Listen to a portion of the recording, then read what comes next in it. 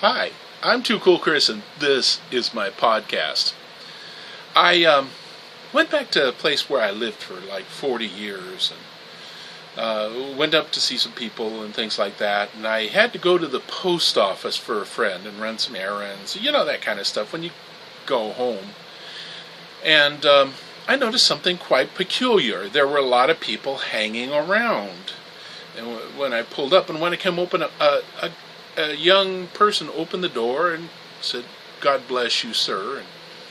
And I went in and did my stuff. I walked out, and another young person said on the way out, "Sir, do you think you could lend me some change or anything, because I need to get a hotel room?" And somehow I didn't buy that fact, since his black friend who was, they just didn't seem like a couple to me. So I didn't give them anything, but I didn't think much of it till I walked on. And then I sat in my car and I watched them. And they were doing this to people going in and out. They were panhandling. Let's get straight. But then the guy who had asked me, his mom came by and picked him up.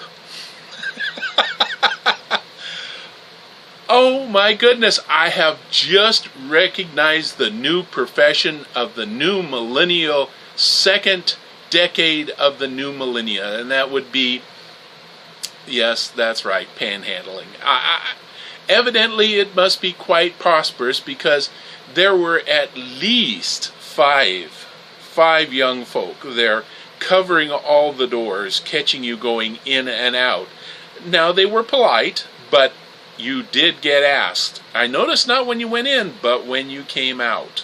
They were organized. I am so used to you expect the person who would be panhandling would be that odd person with the long hair, kind of dirty, shabby clothes. That's my personal expectation of a panhandler. Come on. I mean, wouldn't you expect that to be the persona? Not a high school kid, and obviously his high school friend. And other ethnicities were there also.